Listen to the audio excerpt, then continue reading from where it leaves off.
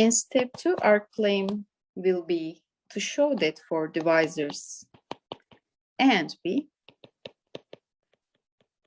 again, is less than or equal to B, then the sum of the vector spaces of the Adel space of the divisor and the function field f. So here indeed we consider principal Adels, is also subspace of the sum of the Adel space of the divisor B and F. And indeed, again, when we consider the quotient space of these two structures, this is going to be finite dimensional, but in this case, its dimension will be determined by the differences between the degrees and the dimension of the Riemann row spaces.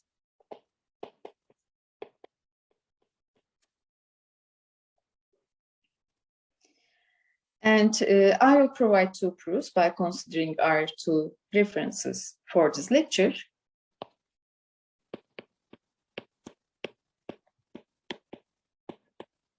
And first, I will present the explanation which is given by Stettenot. In his book, he considers a kind of short exact sequences. If you have ever seen that, you may consider a chain of, we have, let me suppose that we have vector spaces over the same field. K, let me denote them by U, V, and W. And whenever we have chain of homomorphisms, the first two is injection, the second two is surjection. And this chain of homomorphisms satisfies that for each chain, their image is going to be the kernel of the second map. So the image of the first map is going to be kernel of the second map, but this is in the injection. If this is injection, this is obvious. And for non-trivial homomorphisms, phi 1 and phi 2 denotes the injection and phi 2 denotes surjection. And whenever we have such a chain of homomorphism which satisfies these properties, in that we can represent the vector space V as the sum of the vector spaces U and W. Of course, there are more technical details about these short exact sequences, or in general, you can find more details under the framework exact sequences of homomorphism. So it also works for group theory, ring theory, and the module theory as well. And by using this fact, if we are able to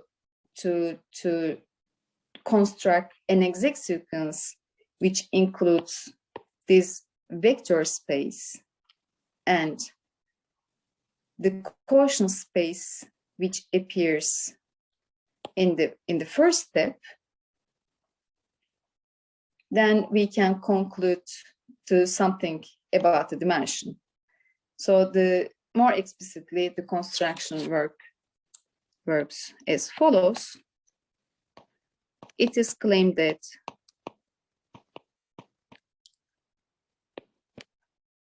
the chain of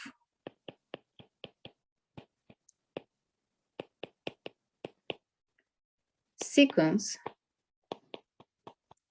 which are considered between these quotient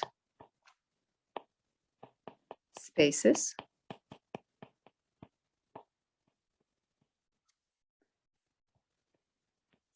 which is defined as an obvious manner. So that means when we consider a map, this is going to be injection, and sigma 1 is going to be injection and sigma 2 is going to be surjection,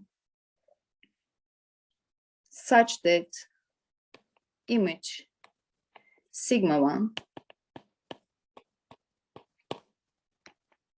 is equal to kernel sigma 2.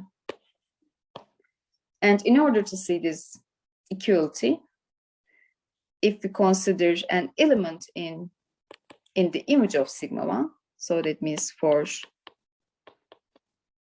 a function in the Riemann-Roch space of L of B, its image is going to be principal Adel plus the Adel space of the divisor A,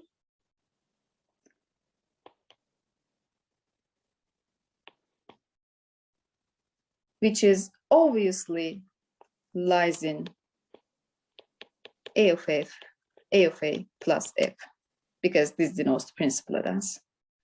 But this is obviously the kernel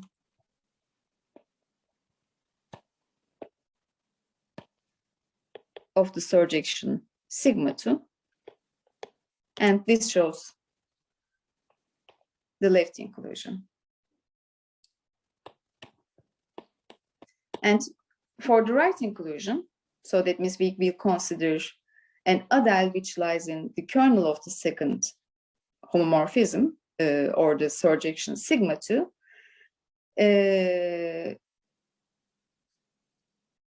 we will also see that this is also can be seen as element in the image of sigma 1. So in order to see that, let me consider an Adel from the Adel space of the divisor B, such that whose image lies in the kernel of sigma 2. So that means if we consider this surjectivity in a canonical way, that means in this Adel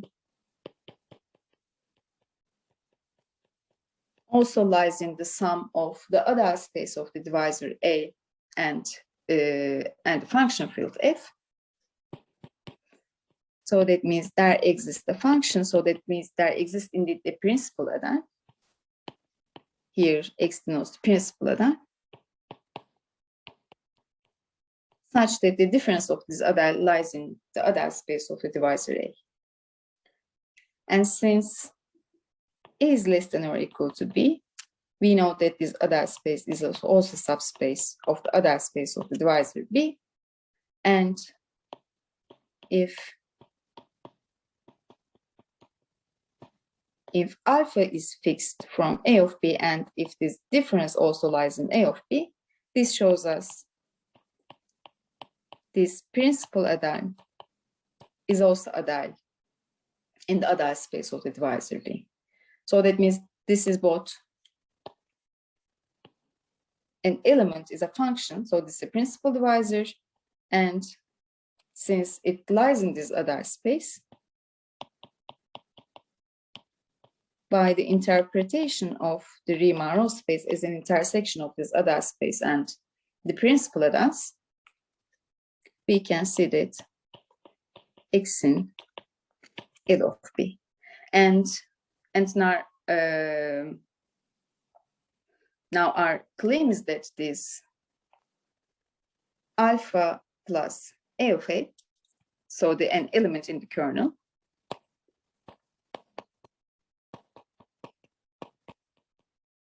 can be written as X plus A of A, and indeed this is the image of X plus L of A. Here X is a function from the Riemann-Roch space of B.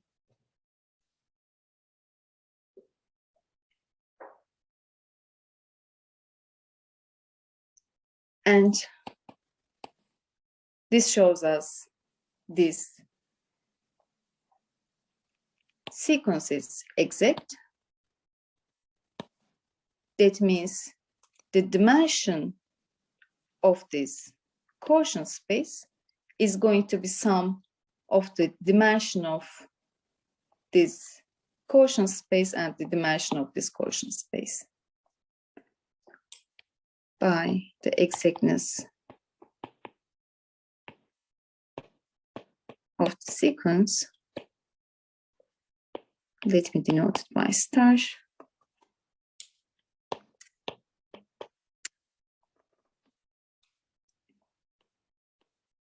Dimension of L of B quotient L of A plus dimension of A of A plus F quotient A of B plus F is going to be dimension of A of A quotient A of B. And from step 1, we know that this dimension is exactly, I am sorry, this is going to be, this is going to be A, this is going to be B, this is going to be A, and this dimension is exactly degree B minus degree A, because we suppose that A is less than or equal to B. And since this dimension of this quotient space is the difference of this dimension of these Riemann row spaces, indeed we can see that dimension of the quotient space is equal to degree of B minus L of B minus degree A minus L of A, as it is claimed.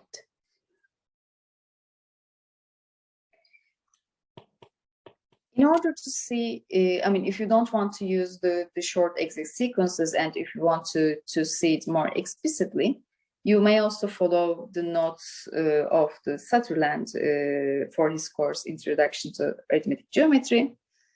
So as a second way, I also want to provide his solution. And in his notes, you can first see a surjective map, which is defined from the Adel space of the divisor of B to the quotient of the sum of the Adel space of B plus F over the Adel space of A plus F.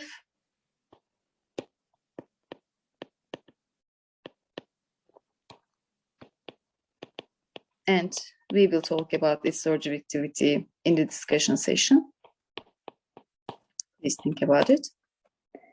And its kernel, let me denote this surjectivity by phi. And the kernel of, kernel of sigma, let me denote this map by sigma, and the kernel of sigma can be computed as the intersection of the A of B and the sum of the Adel space of the divisor A plus F. Indeed, my motivation to show this proof, it contains some things from the linear algebra, and they might be useful in any other field which uses linear algebra. So this is why I want to show some details which contains some facts from the linear algebra. And my first claim is that indeed this intersection can be written as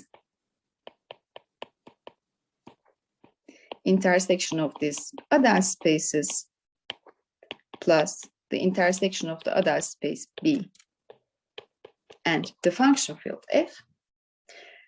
But for this statement, so indeed, to be able to see this equality, indeed, my claim is that whenever we consider vector spaces V, W, and U, such that W is a subspace of V, then intersection can behave distributively over the vector space addition. However, here there's an important remark: this equality does not hold always, particularly if we don't have this particular assumption.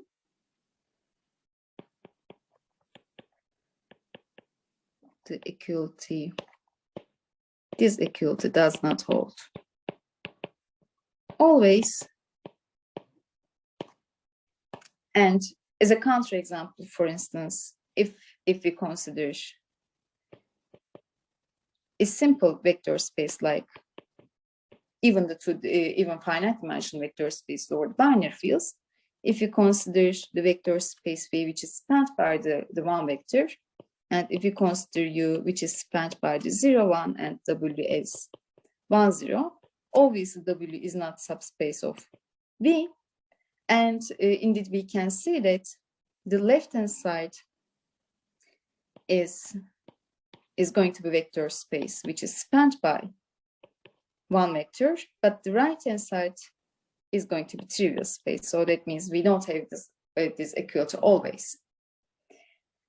But with this assumption, indeed, we can prove this equality, and I think this is important. So this is why let me represent it. And in order to see that, so let me prove the right inclusion first. So that means let me consider a vector from the right-hand side. That means this is a vector which can be written as a sum of two vectors A and B. A is from the intersection V and W, and B is from V intersection U. So that means A is a vector in U, A is a vector in W, and B is a vector in V, and B is a vector in U.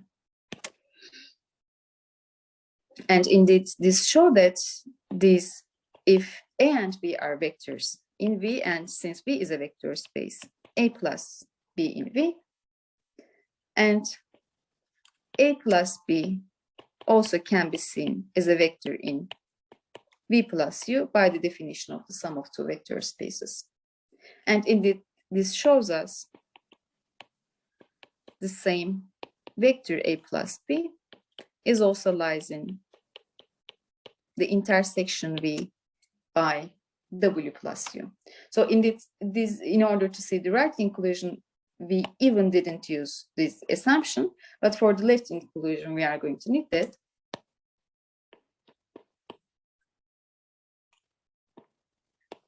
So that means if we consider a vector from the left-hand side of this equation, so that means X is a vector in V, and X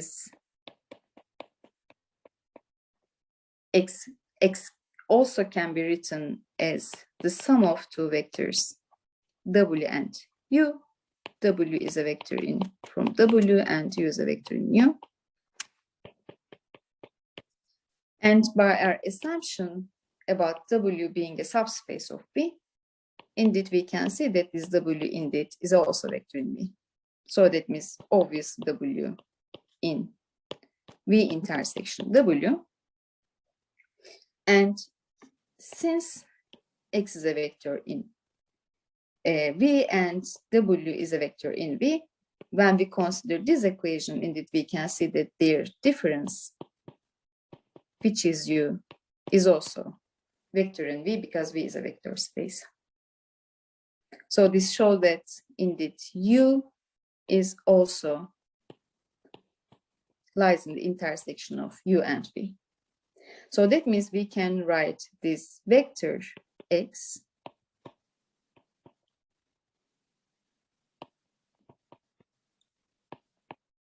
or we can view this sum as a sum of two vectors W. W is from the intersection V and W, and U is from the intersection of U and V.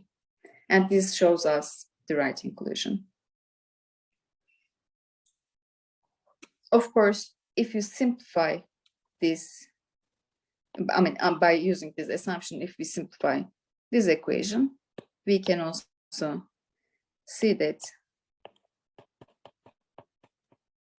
this equality turns out the intersection of V and W plus U and W plus V intersection U. And I think this is one of the important equality in the linear algebra.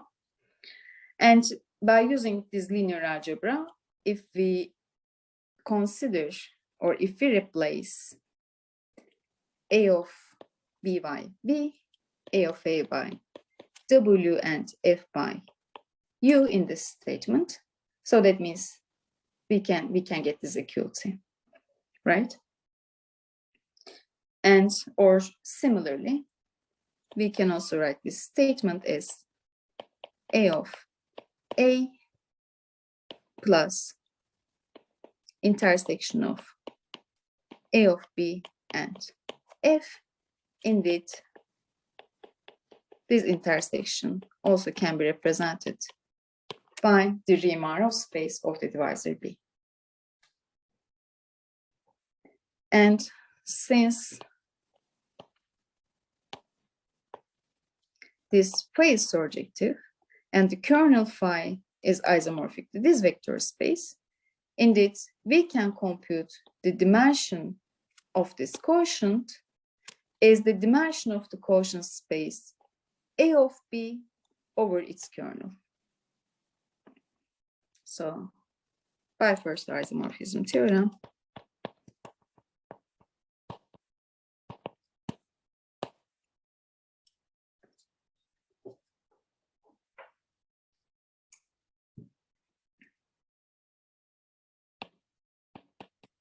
A of B plus F quotient A of A plus F is going to be isomorphic of the quotient of this domain over its kernel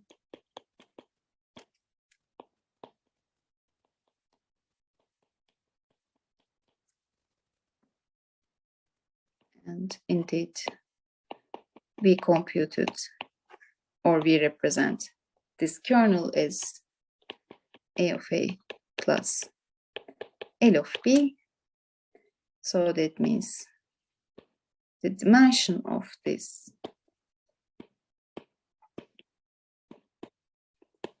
quotient space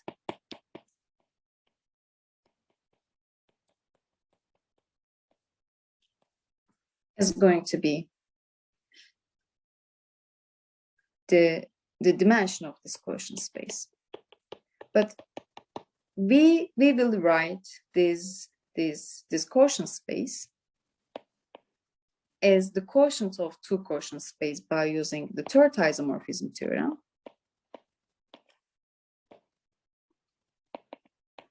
Which tells us if we have vector spaces S and T of a vector space V, which satisfies this inclusion, then the quotient space S over T is a subspace of the quotient space V of T, and V of T quotient S over T is isomorphic to V over S. So in this case, we replace V by A of V, and we replace S by this sum, and ST we are going to consider the other space of the divisor A. So indeed, this vector space can be seen as the quotient of the quotient of these other spaces over the quotient of this sum over the other space of the divisor A. So that means we will compute the dimension of this vector space. Indeed, it's going to be the difference of the dimension of this quotient minus the dimension of this quotient.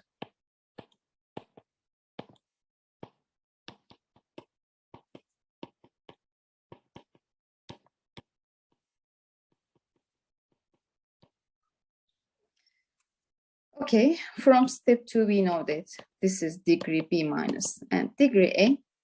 And if we are able to elaborate this structure a bit more, then we can compute this dimension of this quotient space as the difference of the degrees of and the dimensions of the divisors B and A. And now our claim is that indeed this vector space can be represented as the quotient by using second isomorphism theorem, and this isomorphism theorem tells us for the subspaces S and T of vector space B, S plus T over T is isomorphic to S quotient, S intersection S. And if we replace T by the Adel space of the divisor A and S by the Riemann space of the divisor B, indeed, this vector space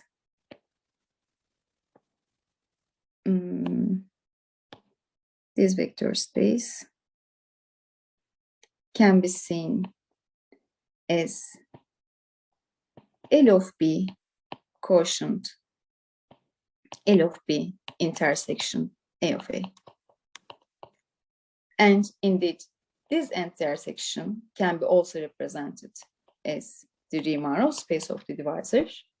And indeed, this gives us as the dimension, as the difference of the dimension of the divisor B and the dimension of the Riemann space of the divisor A. And this again shows us the exact computation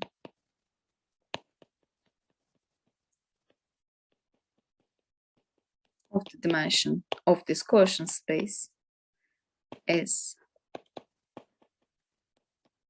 degree of B minus the dimension of the Riemann space of B minus degree of A minus L of A.